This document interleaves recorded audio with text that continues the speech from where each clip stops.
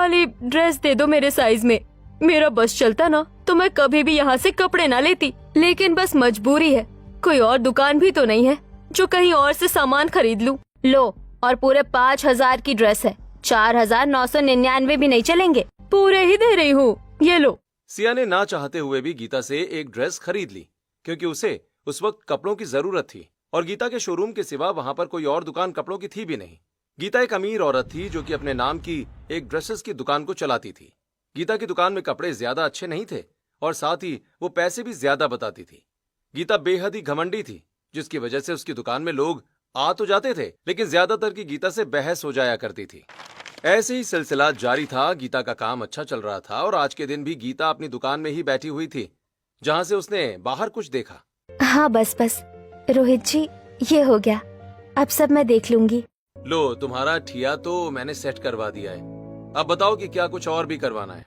नहीं जी, कुछ और नहीं करवाना है, बस अब आप घर जाइए और अपना काम देखिए। बाकी माँ जी को वक्त से दवाई दे देना। गायत्री की बात को सुनकर उसका पति रोहित वहां से आ गया, जिसके बाद गायत्री ने उस तिरपाल के लगाए हुए ठिये पर अपनी सिली हुई ड्रेसेस लगाना शुरू किया। ये यहाँ क्या हो रहा है? मेरे मोहल्ले में ये कौन मेरी दुकानदारी को खराब करने को आया है? गीता ने जब खिड़की से देखा तो वहां पर एक और औरत थी, जो कि देखने से तो गरीब लग रही, लेकिन वो भी वहां कपड़े ही बेचने आई थी। गायत्री ने अपने ठिये के बाहर पहचान के लिए ड्रेसेस लटका दी और खुद अंदर बैठ गई, जहां पर वो हाथ की मशीन से सिलाई करने लगी। हाँ, जो भी है, इसको लगता है कि मेरे शोरूम के आगे इसकी ये सड़ी हुई सी दुकान चलेगी। आई बड़ी। एक तरफ गायत्री को देखकर गीता ऐसे बोल रही थी तो दूसरी तरफ, भगवान जी, मैं यहाँ दिल से बड़ी ही उम्मीद लेकर आई हूँ। मुझे अपने इस काम से और आपसे बहुत उम्मीदें हैं।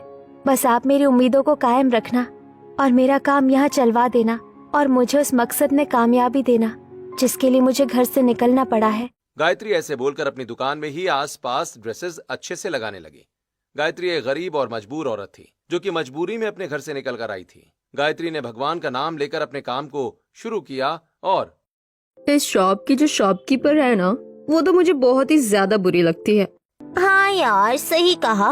उसकी आदत तो ऐसी है जैसे कि फ्रिज में रखी हुई कोई सब्जी सड़ गई हो। इतनी बुरी आदत है उसकी, लेकिन बस क्या करे, उसके सिवा यहाँ कोई मॉडर्न और स्टाइलिश कपड़े बेचता भी तो नहीं है, इसीलिए मजबूरी में बस वही ही जाना पड़ता है। सही कहा। अरे कस्टमर आ रहे हैं, मुझे जल्दी से सेट हो जाना चाहिए।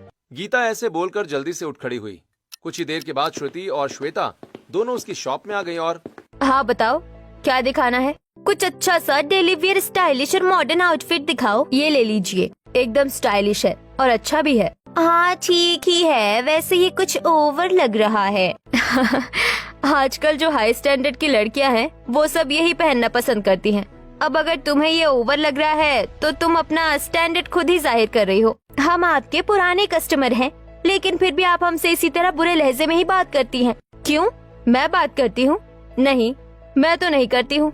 पहले तुम ही कुछ अजीब सी बात बोलती हो, जिसके बाद मुझे जवाब देना पड़ता है। अच्छा, ये बताइए कि इस ड्रेस के प्राइस क्या है? 10,000। पैसे सुनते ही दोनों लड़कियां चौंक गईं और डेली वियर ड्रेस और वो भी 10,000? ऐसा क्या लगा हुआ है इसके अंदर? मैडम, इस कपड़े की क्वालिटी देखो, पहनने के बाद जरा भी डिस्कम्फर्ट नहीं लगेगा। और दूसरा, यहाँ क्वालिटी के कपड़े मिलते हैं, ऐसे वैसे कपड़ों से मैं ड्रेसेस नहीं बनाती हूँ। अब जल्दी से अगर लेनी है तो लो, नहीं तो एक मिनट, ये छोटा सा ठिया भी क्या कपड़ों का ही लगा हुआ है? लग तो ऐसे ही रहा है। अरे नहीं, कहीं इस नई औरत की दुकान पर ना चली जाए, मुझे कुछ करना पड़ेगा। हाँ श्रुति, कपड़ों का ही दुकान है ये तो, चल यहाँ से कुछ लेने को चलते हैं। अरे नहीं नहीं, एक मिनट रुकिए, मेरी बात को तो सुनिए।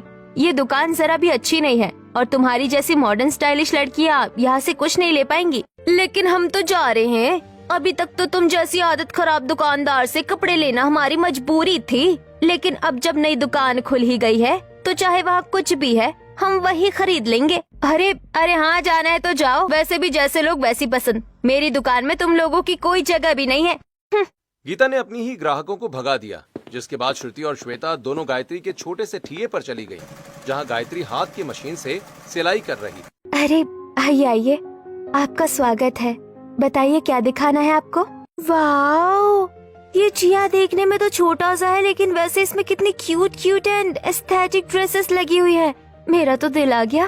हमें कुछ कम्फी एंड स्टाइलिश सा आउटफिट चाहिए जिसको हम डेली में पहन सके। जी हाँ, अभी दिखाती हूँ। ये देखिए, लीजिए, ये कॉटन में है और काफी अच्छा है। ये कंफर्ट रहेगा और मॉडर्न भी। हाँ, सच में ही अच्छा है। ये कितने का है? ये डेली वाले सभी सूट है 500 रुपए के, चाहे कोई भी हो। बस 500? वो भी इतने अच्छे कपड़े? अरे वाह, फिर तो मैं बहुत सारे लूंगी। श्रुति ने ऐसे बोलकर जो भी कपड़े उसे अच्छे लगे सभी ले लिए। ऐसे ही श्वेता ने भी ले लिए और दोनों सहेलियां 4-4 हजार की शॉपिंग करके गायत्री के स्टोर से निकली। भगवान, तेरा लाख लाख शुक्र है। मैंने कैसे डरते डरते ही ठिया लगाया था, लेकिन मेरी कमाई होना शुरू हो गई है। मैं आज बहुत ज्यादा खुश हूँ। बस ऐसे ही मुझे ग्राहक मिलते रहें। गायत्री ऐसे ही अपने कपड़ों को लेकर खुश हो रही थी कि तभी उसकी नजर दरवाजे पर पड़ी जहां गीता खड़ी हुई थी। आइए, आपको क्या खरीदना है? बंद करो अपने ये नाटक। मुझे कुछ लेना नहीं है तुम्हारी इस घटिया सी दुकान से। तो आप क्यों आई हैं? तुम्हें वार्न करने। मेरा इस एरिया में काम जमा हुआ है, समझी? ये शोरूम देख रही हो, ये मेरा है। यहाँ मैं कब से कपड़े बेच रही हूँ और तुम यहाँ ऐसे अपनी दुकान नहीं लगा सकती हो। बहन देखो, ऐसा है, मैं तुम्हारे मॉल में तो बेच ही नहीं रही हूँ ना, इसीलिए तुम मुझे यहाँ से नहीं हटा सकती हो, समझी? तुम मेरे मॉल में बेच भी नहीं सकती हो, समझ आया? तुम होती कौन हो इसके आसपास भी बेचने वाली? देखो, मैं तुम्हें यहाँ पहली और आखिरी वार्निंग देने के लिए आई हूँ। कल को यहाँ दिखाई नहीं देना, नहीं तो तुम्हारे साथ अच्छा नहीं होगा। देखिए, आप कोई नहीं होती मुझे यहाँ से हटाने वाली या ये बताने वाली कि मैं कहाँ क्या कर सकती हूँ, समझी? मैं इस देश में आजाद हूँ और अगर आपने कोई कानून अलग से लागू किया तो मैं पुलिस केस करने पर मजबूर हो जाऊंगी, समझ आया? तुम्हें तो खैर, मैं तो तुम्हारे भले के लिए ही बोल रही थी कि यहाँ से चली जाओ, लेकिन तुम्हें तो मेरी बात सुननी नहीं है, तो रह लो। वैसे यहाँ मेरा नाम है, मेरा काम गीता की दुकान यहाँ जमी हुई है और तुम चाह कर भी अपना काम यहाँ नहीं जमा सकती हो। गीता की बात को सुनकर गायत्री ने कोई जवाब नहीं दिया और गीता खुद ही चिढ़ती हुई फिर वहाँ से चली गई। ऐसे ही अगले दिन। अरे ये क्या, आज तो सुबह से मेरी दुकान में कोई आया ही नहीं है और इसकी दुकान के ग्राहक रुक नहीं रहे हैं। मुझे बहुत ज्यादा बुरा लग रहा है। गीता की खराब आदत को हर कोई जानता था, जिसकी वजह से उसकी दुकान में लोग आने से अब बच रहे थे और रास्ते में गायत्री की दुकान पर ही सभी लोग चले जाते। जी, मैं समझ गई। आपको बिल्कुल वैसी साड़ी चाहिए जो श्रद्धा कपूर ने पहनी थी। ठीक है, मैं बनाने की कोशिश करूंगी। अच्छे से बनाना, मुझे आपसे बड़ी उम्मीदें हैं। अगर मेरी साड़ी अच्छी नहीं बन पाई तो मैं फेयरवेल में अच्छी नहीं लगूंगी। तुम तो पहले ही कितनी सुंदर हो, तुम अच्छी ही लगोगी। देखो, मैंने कहा था ना कि अच्छी ही औरत है। देख कितने अच्छे से बात कर रही है।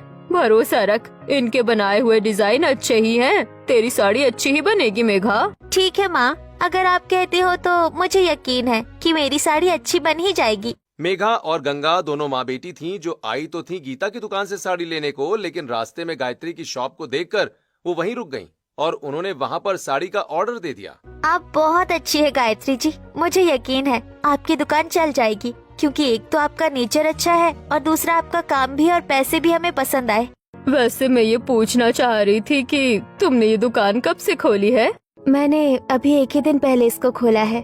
अब बस आपके ही जैसे लोगों का साथ चाहिए तो सब अच्छा हो जाएगा। हाँ, अगर आप अपना काम ईमानदारी से करेंगी तो सब अच्छा ही होगा। चलो मेघा बेटा, चलते हैं। गंगा मेघा को लेकर चली गई, जिसके बाद गायत्री भी सिलाई में ही लग गई। ऐसे ही आज के दिन सुबह से रात तक गायत्री की दुकान पर कई ग्राहक आए, जिससे गीता को काफी लॉस भी हुआ।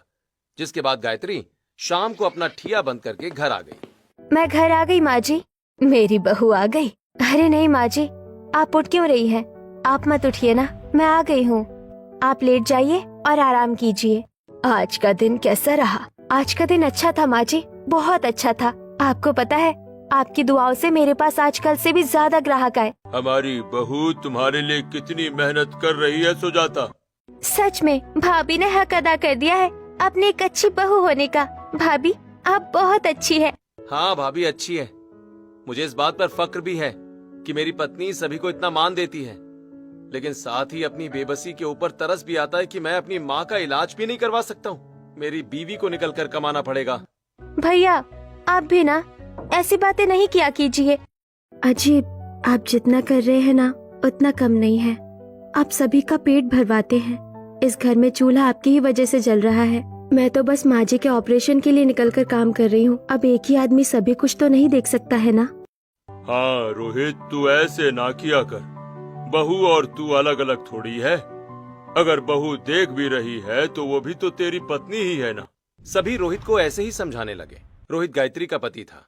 गायत्री की सास सुजाता को एक जानलेवा बीमारी हो गई थी जिसके इलाज के लिए उसका ऑपरेशन होना जरूरी था, लेकिन गायत्री के गरीब परिवार वाले ऑपरेशन वगैरह का खर्च नहीं उठा पाते, जिसकी वजह से गायत्री को बाहर निकलकर काम करना पड़ा। काम पर से आने के बाद उसने सभी के लिए खाना बनाया और फिर सभी को खिलाया भी। एक तरफ ये सब चलता रहा तो दूसरी तरफ ओहो डियर, अब कुछ बताओगी भी कि क्या हुआ है? माँ जी, एक बड़ी दिक्कत है। मेरा तो सर दर्द कर रहा है। हम पिछले आधे घंटे से यही सुन रहे हैं कि बड़ी दिक्कत है और बड़ी दिक्कत है, लेकिन वो बड़ी दिक्कत है क्या आखिर? मेरी सेल कम होती जा रही है। मेरे शोरूम के बाहर एक 2 टके की औरत ने अपना ठिया लगा लिया है, जिसकी दुकान से कपड़े मेरे शोरूम के आगे बहुत ही धड़ल्ले से बिक रहे हैं। इसीलिए मैं टेंशन में हूँ। नहीं बहू, तुझे किसी की कामयाबी से ऐसे परेशान नहीं होना चाहिए। हमारे घर में किसी चीज की कमी थोड़ी है। अगर उसका काम अच्छा चल रहा है तो चलते रहने दे। तो आप चाहती है कि मैं उसे अपने शोरूम के आगे शोरूम बनाने दूं और मेरी बर्बाद होकर हैसियत ऐसी हो जाए जैसी कि वो अब है? नहीं बहू, तेरे घर में किसी भी चीज की कमी थोड़े है। तू तो ये काम शौकिया तौर पर करती है, तो बस ऐसे ही करती ही रहे। हाँ? अब कमाई चाहे जैसे भी हो। मैं तो जानती ही थी कि आप लोगों से मुझे यही सब जवाब मिलेंगे। मैं अपनी इस प्रॉब्लम का सॉल्यूशन खुद ही निकालूंगी बस। गीता गायत्री से बुरी तरह जल गई थी, जिसकी वजह से उसने अपने परिवार की बात को भी नहीं समझा। ऐसे ही 2-4 दिन और गुजरे और अब गायत्री की सेल बढ़ने पर थी और गीता की दिनों दिन कम होती जा रही थी। ऐसे ही सिलसिला जारी था और आज के दिन गीता की दुकान में उसकी ननद आई। गीता मुंह झुकाए हुए बैठी थी। भाभी, क्या हुआ?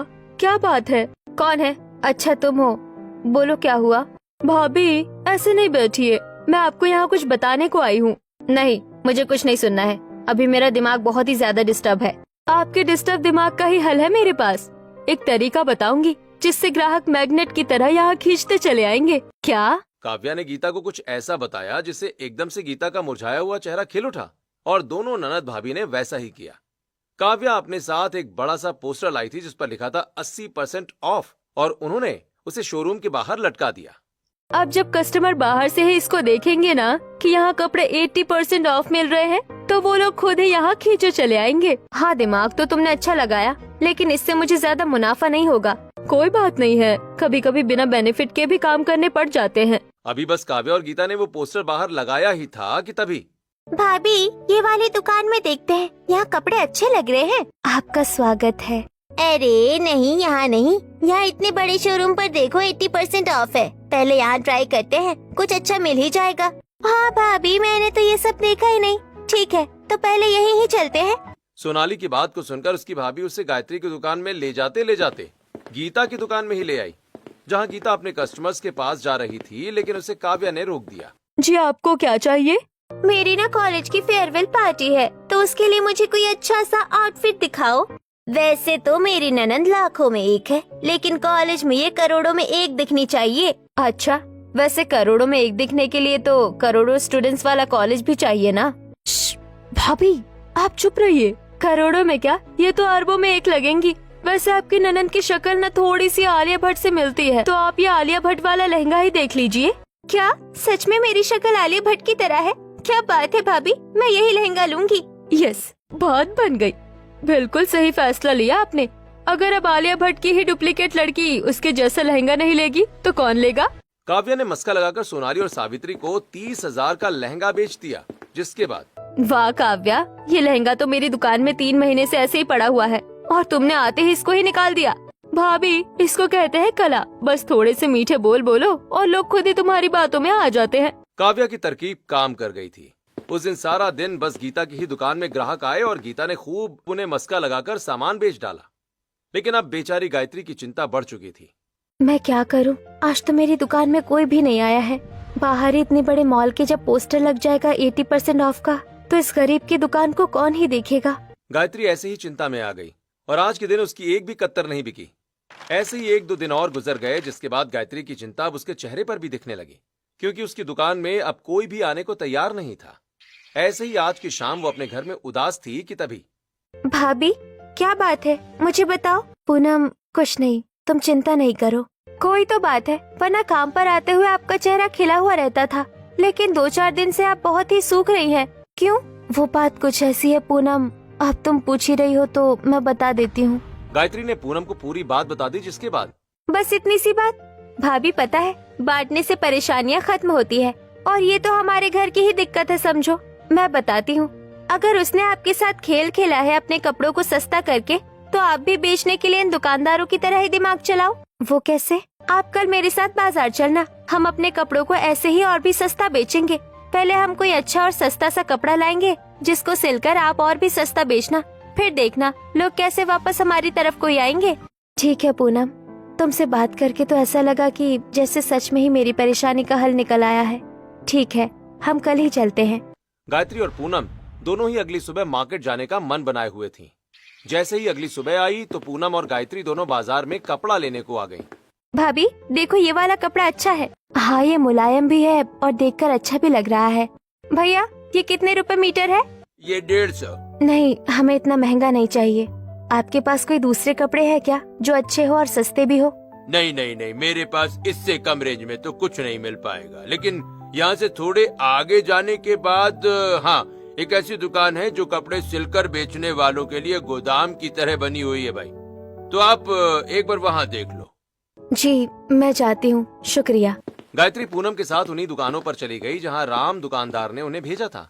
वहीं दूसरी तरफ गीता भी अपने शोरूम में आई हुई थी और इसका ठिया तो देखते ही मेरे तन बदन में आग लग जाती है। भले ही मेरा काम अच्छा चल जाए, लेकिन अपने काम के पास मैं इसको काम नहीं करने दूंगी। अब मुझसे नहीं रुका जाएगा। गीता के मन में शैतान आ गया था, जिसकी वजह से वो अपने शोरूम से मौका देकर एक बड़ी कैंची लेकर निकली और गायत्री का बांधा हुआ तिरपाल, जिसको वो एक दुकान की तरह इस्तेमाल करती थी, गीता ने उसे काटना शुरू कर दिया और कुछ ही देर में उसके सभी जोड़ों को काट डाला, जिससे कि गायत्री का पूरा तिरपाल ही खुलकर गिर गया। अरे वाह, अब आना, अब मुझे मजा आएगा। गीता ऐसे बोलकर चली गई। कुछ देर के बाद गायत्री वहां अपनी दुकान का सामान लेकर पूनम के साथ पहुंची तो उन दोनों के होश उड़ गए। हे भगवान, ये क्या हो गया? भाभी, आपके तिरपाल को तो किसी ने काट दिया है, क्योंकि कोई आंधी या तूफान तो आया ही नहीं था। एक गरीब को कोई चैन से नहीं जीने देना चाहता। नहीं भाभी, ऐसी बात नहीं करो, चुप हो जाओ, हम अभी इसका कुछ करते हैं। पूनम और गायत्री दोनों ने हार नहीं मानी और वो दोनों अपनी दुकान को सही करने लगी। गीता अपनी दुकान से इस मंजर को देखते हुए आनंद ले रही थी। अभी गीता ये सब देख ही रही थी कि तभी वहाँ एक लड़की आई। हेलो। क्या है? नहीं नहीं, काव्या ने मुझे बोला था कि मैं सभी से अच्छे से बात करूं। हेलो। वो मुझे ना एक मॉडलिंग के शो में हिस्सा लेना है, तो मुझे एक ड्रेस डिजाइन करवानी है। आप मुझे मेरी पसंद की ड्रेस का बजट बता देंगी क्या? बताओ। हाँ तो यामिनी ने अपनी पसंद की ड्रेस गीता को बताई, जिसको सुनने के बाद गीता बोली, मैंने तुम्हारी पसंद की ड्रेस को अच्छे से समझ लिया है। उसे बनाने में 40,000 रुपए लग जाएंगे, क्योंकि जिस तरह का ड्रेस तुम बोल रही हो उसका सामान महंगा ही आएगा। 40,000? हाँ जी, पूरे 40। अब आपकी मर्जी। नहीं नहीं, मेरा इतना बजट नहीं है, आप रहने देना। हाँ, यामिनी गीता की बात को सुनकर बाहर निकल गई, जिसके बाद उसे गायत्री की दुकान दिखाई पड़ी। ये कौन सी दुकान है? कोई नई खुली है क्या? इनके ही पास जाती हूँ। भाभी देखो, हमसे जैसा हो पाया हमने कर ही दिखाया। हाँ ना, फिलहाल के लिए तो ठीक ही है। हेलो, क्या यहाँ कपड़े सिले जाते हैं? जी जी हाँ, आइए आइए। जी, मुझे एक ड्रेस बनवाना है। क्या है ना, मुझे एक कॉन्टेस्ट में हिस्सा लेना है, तो उसके लिए मुझे उसके हिसाब से एक परफेक्ट ड्रेस चाहिए, तो क्या आप बना देंगी? एक बार बताइए तो सही कि आपको बनवाना क्या है। यामिनी ने पूरी बात गायत्री को बताई, जिसके बाद यामिनी, आपने जैसी ड्रेस कही कि उसमें फ्लावर्स हो और थोड़ी चमक भी हो, मैं वो समझ गई हूँ। आपकी ड्रेस को मैं बना दूंगी, लेकिन उसमें 5,000 रुपए लग जाएंगे। क्या कहा? बस 5,000? ठीक है, आप बना देना, फिर मैं उसे लेने कब आ जाऊँ? आप ले जाना 2 दिन के बाद। गायत्री की बात को सुनकर यामिनी खुश हो गई, जिसके बाद वो वहाँ से चली गई। देखा भाभी, आपको ऑर्डर आया है। अगर हम हार मान लेते, जो हमारे साथ हुआ, उसको देखते हुए तो ये मौका हमें कभी नहीं मिल पाता। सही कहा। अब इन पैसों में से जो बचेंगे वो अपनी माँ जी के लिए जोड़ने को रख दूंगी। गायत्री ऐसे ही सोचने लगी और उसने यामिनी की बताई हुई ड्रेस पर काम करना शुरू कर दिया। अब गायत्री ने भी अपने दाम घटा दिए थे, जिसकी वजह से अब उसकी दुकान में भी ग्राहक आने लगे थे और गीता उससे जल रही थी।